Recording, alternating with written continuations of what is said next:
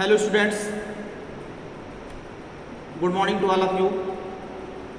हम लोग पिछली लेक्चर्स में जो है चर्चा किए थे ऐसे वृत्त का समीकरण जो कि हमारा मूल बिंदु से होकर जाता था, लेकिन आज जो हम लोग टॉपिक लेके आए हैं उसमें भी हम वृत्त का ही समीकरण निकालेंगे, लेकिन एक ऐसे वृत्त का समीकरण में ज्ञात करेंगे जो कि x अक्ष को स्पर्श करता हो।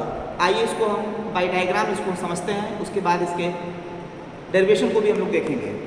देखिए यहाँ पे मान लीजिए कि ये हमारा एक ऐसा सर्किल है, ये कोई वृत्त है जो कि x अक्ष को जो है स्पर्श करता है, जो x एक्सिस को क्या करती है, स्पर्श करती है।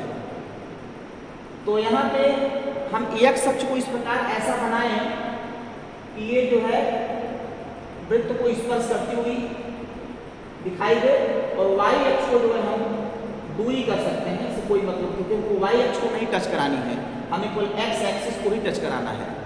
तो अब ये x एक्सिस को जो टच कर रहा है, मान लीजिए ये P पॉइंट पर टच कर रहा है, P पॉइंट पर ये टच कर रहा है इसको, यानी स्पर्श करती है।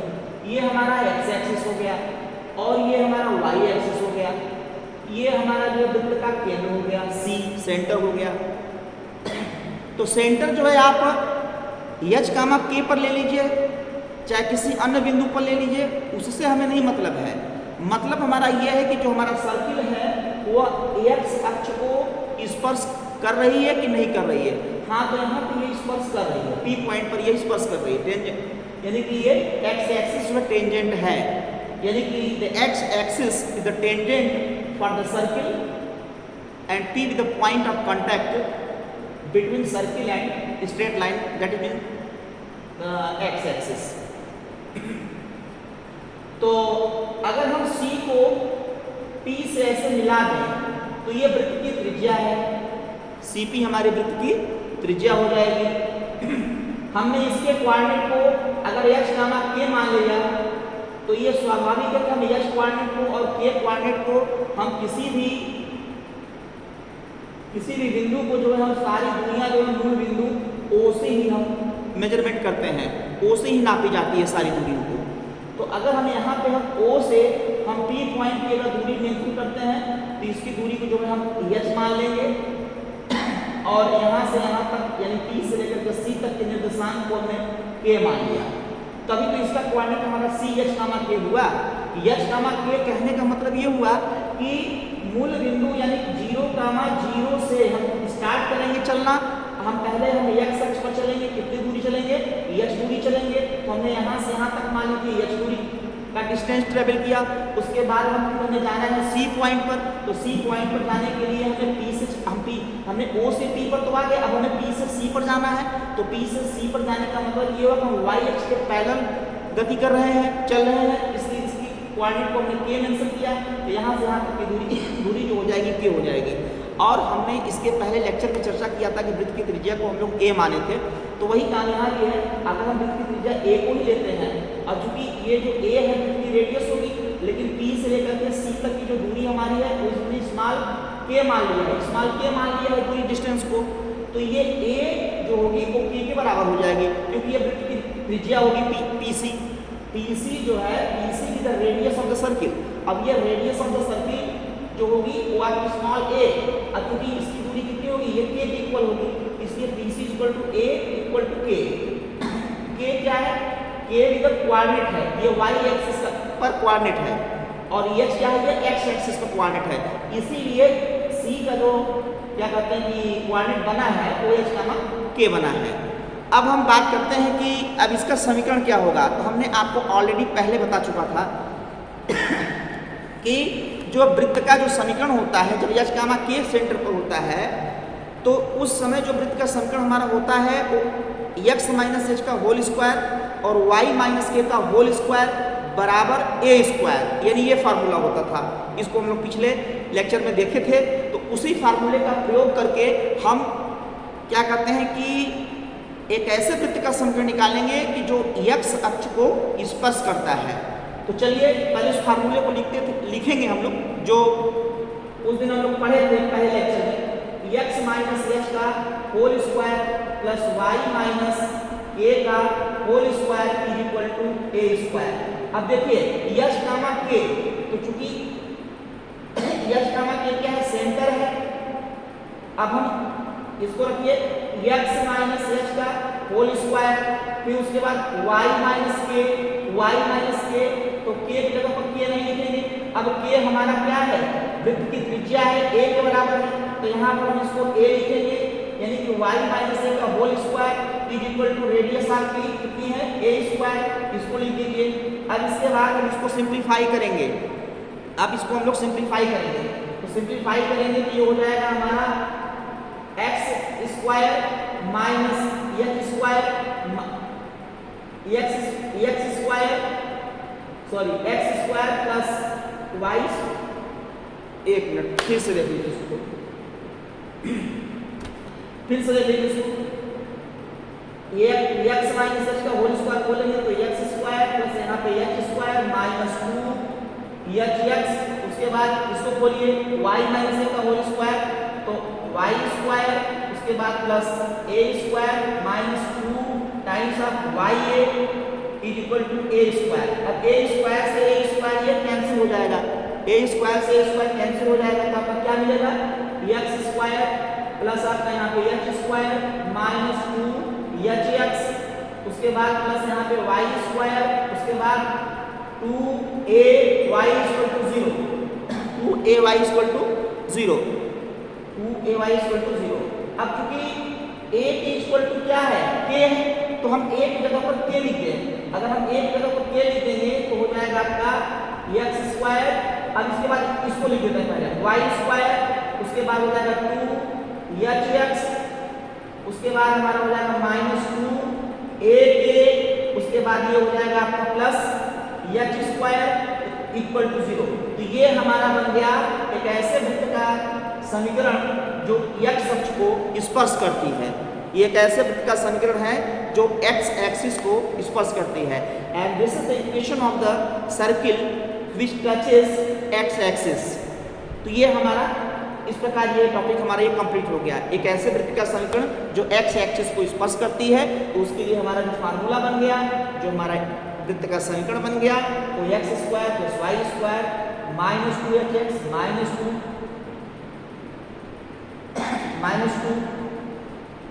ky minus 2ky plus h square equal to 0।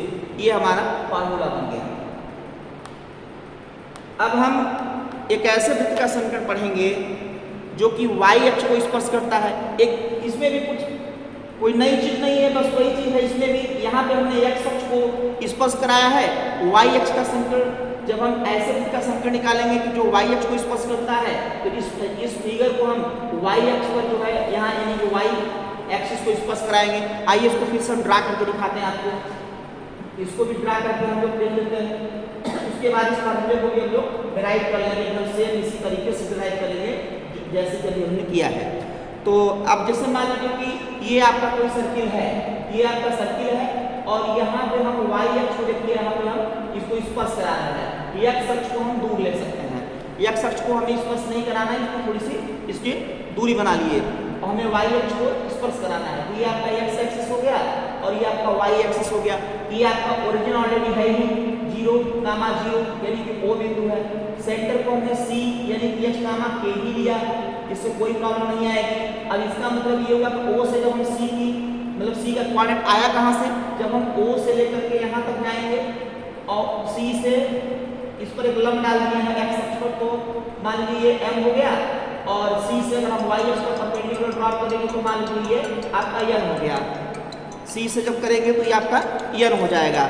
इसके बाद जो है क्या करते हैं कि ये जो लंब डाल दिए, तो यहाँ से O से लेकर के m तक की दूरी कितनी होगी, h होगी, और m से लेकर के C तक की दूरी कितनी होगी, ये होगी k।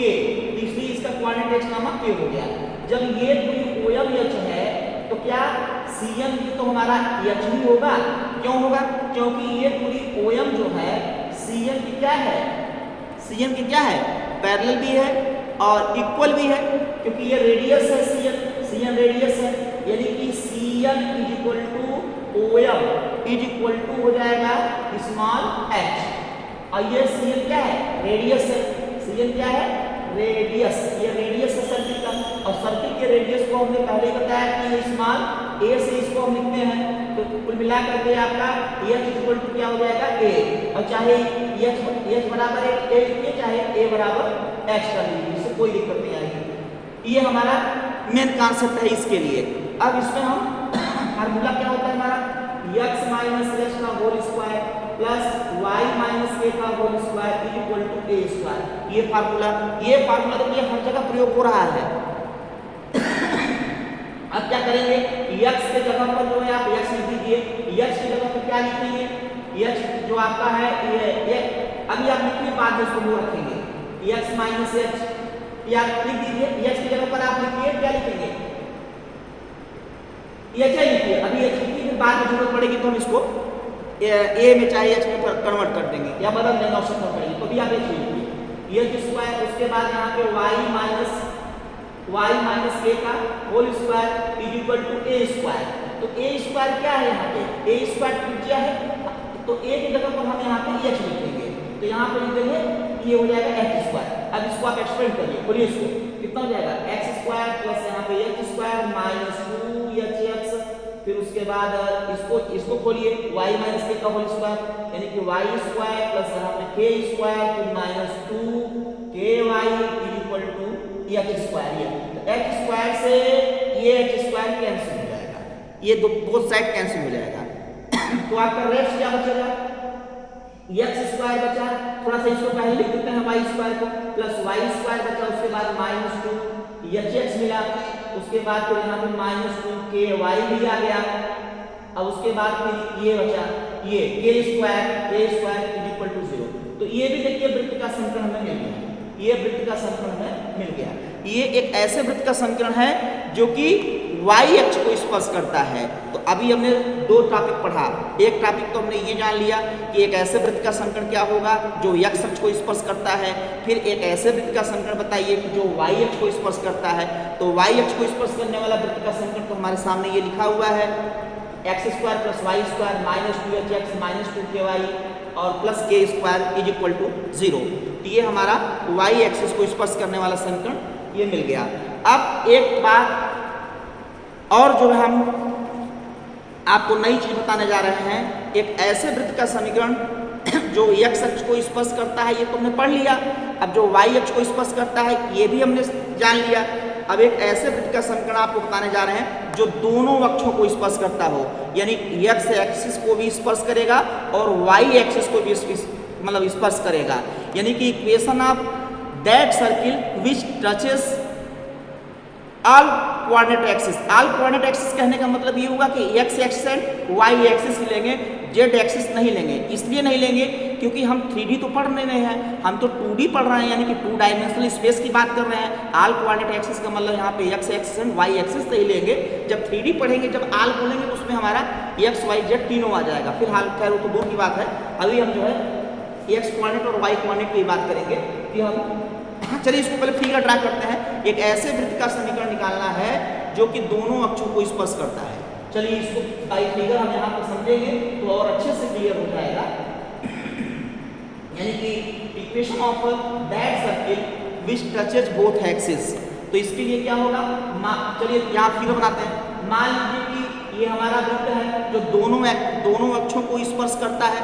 दोनों अक्षों का स्पर्श करने का मतलब कि ये देखिए यहाँ पे ये y अक्ष को स्पर्श कर लिया, उसके बाद देखिए यहाँ पे ये x अक्ष को स्पर्श कर लिया, ये y को स्पर्श किया और x को भी स्पर्श किया। तो ओरिजिन कहाँ है, ये है, ये 0, हो गया। ये सेंटर आपका C, ऑलरेडी हमने पहले से ही बता रखा है कि सेंटर आपका C है, ऐसे लिख दीजिए, इसको बढ़िया से लिख दीजिए C, ये सेंटर हो गया। अब कोऑर्डिनेट की बात करते हैं तो C का कोऑर्डिनेट h कामा k, वही h कामा k ले लीजिए।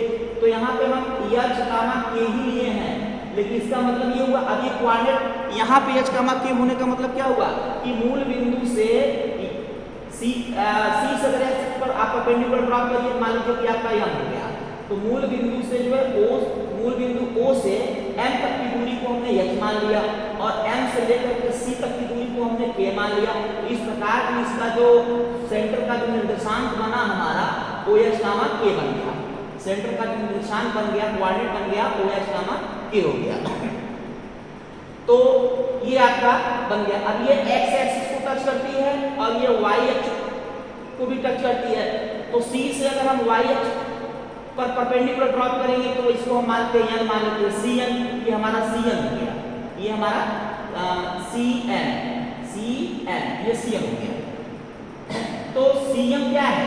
सी एम बाई फिगर ये देखने से ही लग रहा है कि वृत्त की त्रिज्या है, क्योंकि जब ये एक्स अक्ष को स्पर्श करती है और ये वाई अक्ष को भी स्पर्श करती है तो स्वाभाविक है कि ये यहाँ से लेकर के एम तक की दूरी है, सी से लेकर के एम तक की जो दूरी है वो वृत्त की रेडियस हो जाएगी, सी से लेकर के एम तक की भी जो दूरी होगी वो भी आपकी वृत्त की त्रिज्या हो जाएगी। तो ये भी रेडियस हो गया, ये भी रेडियस हो गया, यानी कहने का मतलब क्या हुआ कि एच की भी वैल्यू ए के बराबर हो गई और के की भी वैल्यू ए के बराबर हो गई। तो इस प्रकार इसका कोऑर्डिनेट सीधा कितना हो जाएगा?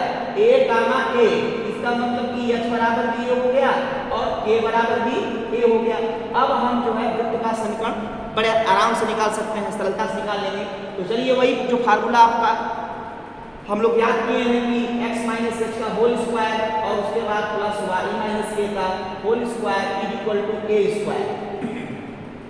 तो x की जगह पर आप x ही लिखिए, x की जगह क्या लिखेंगे? देखिए a लिखा है, यहाँ पे आप a का स्क्वायर लिख दीजिए, उसके बाद फिर y माइनस a का होल स्क्वायर कर दीजिए, फिर यहाँ पे a स्क्वायर कर दीजिए। अब आप होल स्क्वायर को एक्सपेंड करिए, इसको खोलिए, कितना हो जाएगा? x स्क्वायर प्लस यहाँ पे a square plus minus 2ax हो जाएगा। इसको खोलिए y माइनस a का होल स्क्वायर, जब y माइनस a का होल स्क्वायर मतलब होल स्क्वायर खोलेंगे तो क्या हो जाएगा? y स्क्वायर प्लस यहाँ पे a square minus 2ay is equal to a square. तो a स्क्वायर से a स्क्वायर कट जाएगा, एक तो a स्क्वायर कट जाएगा। अब बचेगा क्या यहाँ पे? x स्क्वायर, फिर उसके बाद y स्क्वायर माइनस यहाँ पे 2ax, उसके बाद ये वाला बचा माइनस 2ay, उसके बाद क्या मिला? उसके बाद हमारा ये बना a स्क्वायर इक्वल टू 0। तो ये हमारा जो बन गया वृत्त का समीकरण, एक ऐसे वृत्त का समीकरण है जो कि x अक्ष और y अक्ष दोनों को स्पर्श करती है, यानी कि this is the equation of circle which touches both axes, it means x axis and y axis, and this is the final equation of the circle touches both axes। अब जो है हम लोग एक ऐसे वृत्त का समीकरण निकालेंगे जो x अक्ष को स्मॉल a अंतःखंड काटेगी और y अक्ष को भी स्मॉल b अंतःखंड काटेगी, यानी कि इसको हम फिगर से और अच्छे से समझ सकते हैं। फिगर बनाएंगे तो सब कुछ आपको दिखने लगेगा, तो आप अच्छे से इसको समझ लेंगे। चलिए इसको इरेज करते हैं और आगे देखते हैं। एक ऐसे वृत्त का समीकरण बताना है आपको जो x अक्ष को काटेगी, इंटरसेप्ट करेगी स्मॉल a डिस्टेंस पर और y अक्ष को भी काटेगी स्मॉल b डिस्टेंस पर। तो यहाँ पर मान लीजिए कि हम ये वृत्त बना लिए।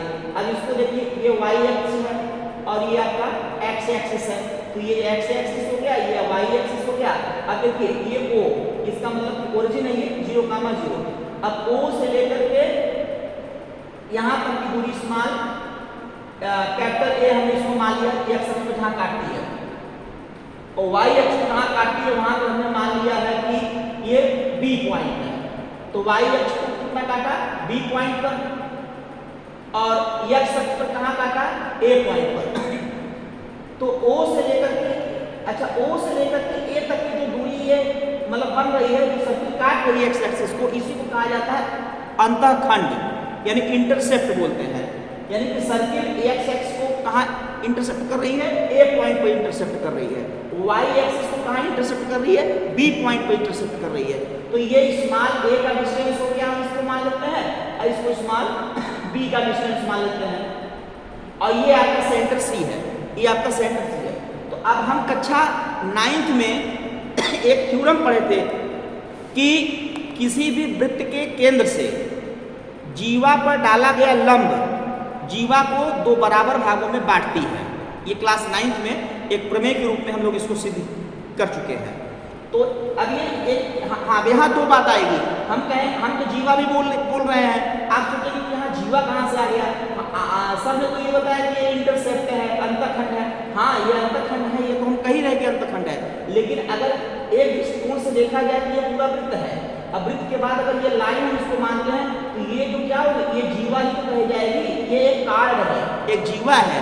तो इसलिए हम जीवा के हिसाब से देखेंगे तो ये जीवा हो जाएगी, और ये जो जो आपका सी से अगर हम यहाँ पर परपेंडिकुलर ड्रॉप करेंगे, मान लीजिए हमने एम पॉइंट इसको मान लिया, और सी से अगर हम ओबी पर अगर परपेंडिकुलर ड्रॉप करते हैं तो हमने इसको स्मॉल एन मान लिया।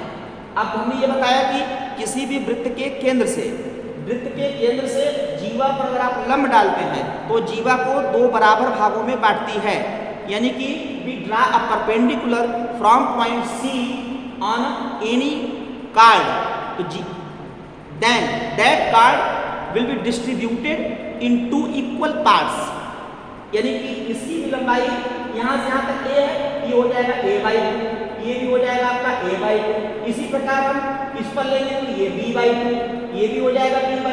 तो इस प्रकार c का जो कोऑर्डिनेट बनेगा वो क्या हो जाएगा, OM कितना होगा a/2, और ये MC कितना हो जाएगा, ये b/2 है, तो स्वाभाविक है कि ये भी b/2 हो जाएगा। तो इस प्रकार इसका कोऑर्डिनेट हो जाएगा a/2, b/2।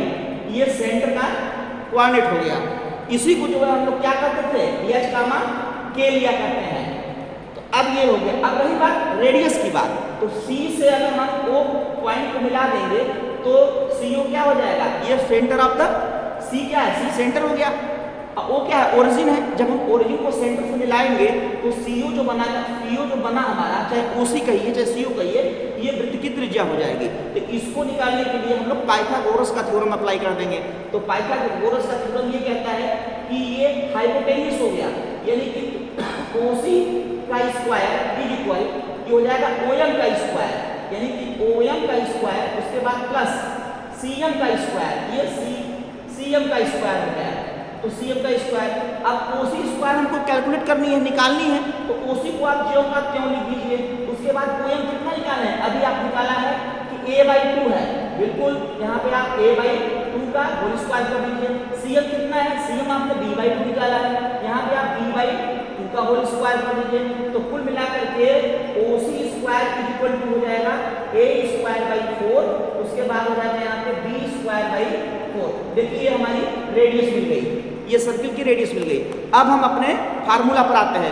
हमारा फार्मूला कहता है कि x - h का होल स्क्वायर प्लस यहाँ पे y - a का whole square is equal to a², ये रेडियस है। तो अगर हम x - h का होल स्क्वायर, तो ये फार्मूला है, ये y - a है, ये आपका रेडियस का स्क्वायर है। तो x - h, तो h क्या हुआ, h आपका हो जाएगा a/2। यहाँ देखिए, यहाँ फिगर में देखिए, फिगर में सेंटर को क्या माना है, a/2 b/2, और यही सेंटर हमारा होता क्या था, जब h, k पर होता था तो ये h मतलब h, k पर होता था तो आपका फार्मूला ये होता था ना, x - h का होल स्क्वायर y - k का होल स्क्वायर a², ये होता था। लेकिन अब h की जगह पर क्या लिखेंगे, a/2 लिखेंगे, और k की जगह पर भी b/2 लिखेंगे। तो यहाँ इसको सॉल्व किया जाए, इसको इरेज कर देते हैं, उसके बाद हम इसको सॉल्व करते हैं। चलिए इसको हम लोग सॉल्व करते हैं। तो ये हो जाएगा x - h का होल स्क्वायर, यानी कि x - h माने यहाँ देखिए फिगर से a/2, यहाँ लिखिए आप a/2 का होल स्क्वायर, उसके बाद यहाँ फिर y, तो y को आपका यहाँ हो जाएगा y - k की जगह क्या लिखेंगे, b/2 का whole square is equal to क्या है, ये त्रिज्या है, a स्क्वायर नहीं लिखेंगे यहाँ पे, ये त्रिज्या है ना, हाँ, तो बस त्रिज्या की जगह पे आप सीधा OC लिखिए, a इसलिए नहीं लिखेंगे क्योंकि ये आपका स्टैंडर्ड फार्मूला में बताया गया कि वृत्त की त्रिज्या है, ये स्टैंडर्ड फार्मूला में a हमने माना, लेकिन यहाँ पे हमने a को अंतःखंड भी मान लिया है, इसलिए अगर हम a लिखेंगे तो यहाँ आप कंफ्यूजन करेंगे कि इस वाले a की बात कर रहे हैं कि हम इस वाले a की बात कर रहे हैं, इसलिए हम a नहीं लिखेंगे। a की जगह हम सीधा हमारे ये रेडियस कहता है चित्र के अनुसार OC है, इसलिए हम यहाँ पे OC लिखेंगे, हम इसको रेडियस ही समझेंगे। यहाँ भी हमारा a रेडियस है, लेकिन इससे इस वाले a से इसका कोई लिंकअप नहीं है, ये हमने फार्मूला में रेडियस का स्क्वायर बताया है, लेकिन आपका रेडियस यहाँ क्या है, OC स्क्वायर है, इसलिए आप यहाँ पर त्रिज्या ही समझिए। तो यहाँ हो जाएगा अब OC स्क्वायर, अभी हम निकाल दिए हैं, OC स्क्वायर को निकाल रखे थे, OC स्क्वायर मतलब क्या था, a²/4 प्लस b²/4, अभी हमने निकाला, जो मिटा दिया था, ये आपका OC स्क्वायर है। तो OC स्क्वायर कितना हो जाएगा, अब इसके बाद हम यहाँ पर OC की वैल्यू रखेंगे, पहले इसको एक्सपेंड करिए, बोलिए इसको, x² प्लस यहाँ पर हो जाएगा a²/4, उसके बाद -2 माने सूत्र से आता है 2ab के फार्मूले से आता है 2a माने हो गया आपका x, और बी की जगह पे क्या लिखेंगे a/2, ये हो जाएगा a/2। उसके बाद आगे देखिए y माइनस b/2 का होल स्क्वायर खोलेंगे तो y का मतलब a स्क्वायर यानी कि y square plus b square यानी कि b square by 4 minus 2 a माने हो जाएगा आपका y और b माने हो जाएगा b/2। और उसके बाद हम रेडियस, तो रेडियस भी लिखेंगे तो रेडियस आपका कितना निकालें, OC कितना है a स्क्वायर बाई 4 और प्लस b स्क्वायर बाई 4। यहाँ पे OC की वैल्यू लिखिए, OC की वैल्यू लिखेंगे कितना a स्क्वायर बाई 4 और प्लस b स्क्वायर बाई 4। तो देखिए यहाँ से ध्यान से a स्क्वायर बाई 4 आपका यहाँ भी है तो ये स्क्वायर बाई 4 ये स्क्वायर बाई 4 से कट जाएगा। अब देखिए b स्क्वायर बाई 4 तो इससे भी ये कैंसिल हो जाएगा। अब जो बचा ये देखिए 2 से 2 भी कट जा रहा है, यहाँ भी 2 से 2 कट जा रहा है। अब जो बचा क्या बचा आपका x स्क्वायर बच गया। उसके बाद बचा यहाँ माइनस एक्स ए यानी कुल मिला के माइनस ax बच गया। उसके बाद यहाँ पर प्लस हमारा y स्क्वायर मिला। उसके बाद यहाँ पर क्या मिला, यहाँ 2 कट गया है तो यहाँ पे dy मिला, यहाँ पे dy हो गया। अब इसके बाद तो कुछ नहीं बचा है, अब इसके बाद ये सीधे 0 हो जाएगा। तो कुल मिलाकर के हमारा जो वृत्त का समीकरण बनेगा x square plus y square minus ax minus by is equal to 0। ये हमारा वृत्त का समीकरण बन गया, ये हमारा वृत्त का समीकरण हो गया। ये एक ऐसे वृत्त का समीकरण है जो x अक्ष पर a अंतःखंड काटती है और y अक्ष पर b अंतःखंड काटती है, यानी कि a इंटरसेप्ट करती है और स्मॉल b इंटरसेप्ट करती है ऑन y एक्सिस। तो then the equation of circle in intercept form is x square plus y square minus ax minus by is equal to 0। ये जो हमारा इक्वेशन बना अंतःखंड रूप में वृत्त का ये समीकरण है। तो अब जो है नेक्स्ट लेक्चर नंबर 3 में जो है हम लोग नेक्स्ट डे आगे और इसी से कुछ जुड़े हुए प्रश्नों को लेके आएंगे। अब हम कुछ प्रॉब्लम भी हल कराएंगे, उसके बाद कुछ बचे हुए सूत्रों को भी हम और आपको बता देंगे। Thank you for this lecture, best of all.